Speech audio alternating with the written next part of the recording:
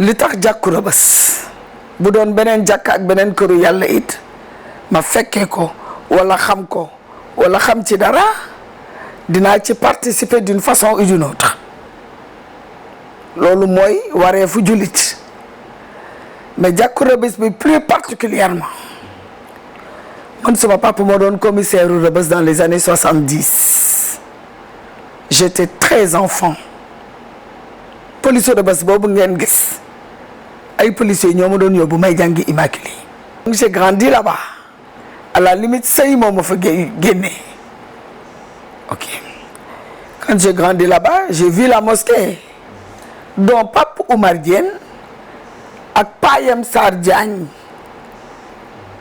que je vais vous rappeler lu tax ma tudd turam parce que d'abord bi ma nekkee xale dama leen fàttaliku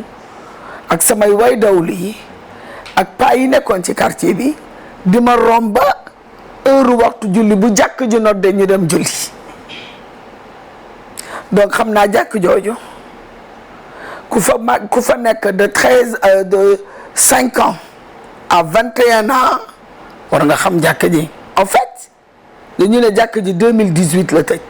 soo ne 2018 2021 ça fait quoi ça fait 4 ans mais en fait il y a d'autres qui disent 5 ans la tëj mu ne jàkk ji lu tax mu tëj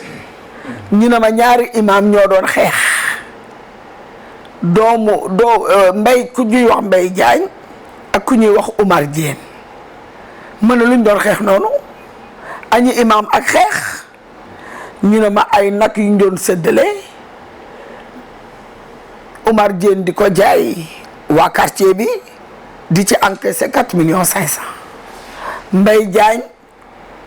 bi Oumar Diène amee problème ak affaire grande mosquée de Dakar boo xam ne motatul ma koy wax sénégalais yi ñëpp xam nañ ko def na malversation financière ba ñoom ñaar ñu def télescopage di xeex ci biir jàkk ji en pleine prière maanaam dégg naa dañoo kabar du julli commencé di kurpañante bi xeex bi jollee mu war a ëpp loxo sous-préfet demandé à ce qu'on ferme la mosquée waaw bu ñu tëjee loolu man fekkewu ma xaw ma mais man li ma ñor mooy man maa ne soxna Fat Bintou Ndiaye c'est inadmissible ñu nekk ay musulmans nekk ci benn quartier jàkk bi jaamu yàlla yi war ci ñëw jaamu sunu borom ñu ne ñaari être humain par leur caprice injustifié boo xam ne charia daf leen nanguwul sax rejeté leen ñu ne kenn dootul julli c'est-à-dire que c'est inadmissible yàlla courage bi ma ci jox ak fit bi ma ci jox ak ñeme ko ak bëgg ko ak xalaat ko dem def ko moo ëpp xaalis bi savez pourquoi parce que yàlla mun naa tàmbali ay bonne volonté ñëw fekk si ma bugg a am yiw bi may wut ak sama njaboot ak sama descendance ak taalibe Sëñ Tuubaa bi ma doon ñu ñëw fekk si ma mais le plus dur c'est pas ça qui peut le plus peut incontournablement le moins te plus bi xam nga lan la mooy juróomi at digg Rebeuss jàkk tëj këru yàlla 5 ans ci bakkenu ñaari nit kenn amul le courage def ko courage boobu rek jar na ay milliards te courage boobu yàlla ma ko jox te bi may commencé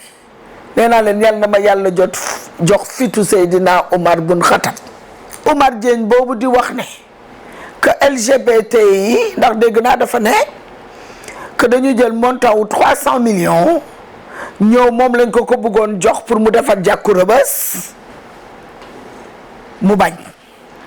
ñu ñëw ci man manipuler ma pour ma defar ko mais attends moom moo xam LGBT yi xam nga lu tax parce que moom barki de moo njaay fii moo défendre LGBT yi ba nitu yàlla yu baax yi dal ci kawam donc moom moo xam LGBT yi moi je ne les connais pas maintenant bi nga xamee ne wax naa la ne maa ngi ko romba di dem commissariat de Rebeuss pour jëli ñaari agent de police pour ñu ñëw sécuriser le coin moom ci boppam nee na ma bu doon sagom la may defaree jàkk bi ma ñëw teg ko ci loxoom mu defar ko ma ne ko yow jamais c'est pas un imam pour moi. Oumar Diène je l'ai vu quand j'étais jeune. Oumar Diène doo yéeg wàcc ba moo yéeg ko imam. gis nga li ma ko xamal dafa fekk dafa am chance sama waajur yi ñu yar ma ci wax lu rafet. Oumar Diène tous les problèmes yi mu am Dakar di ubbi làmmiñam bu ñaaw bi di ko wax nit ñi di scandaliser wu muy sos di sosal barki Dembo Iyane Thiam paix à son âme que je n'ai même pas connu bi ma ko déggee j'avais la chair de poule ma ne comment un musulman peut parler comme ça du mal d'un musulman qui est déjà parti. Il y a un problème. bi nga xamee ne commencé naa ak tractopelle yi ñuy dindi salté yi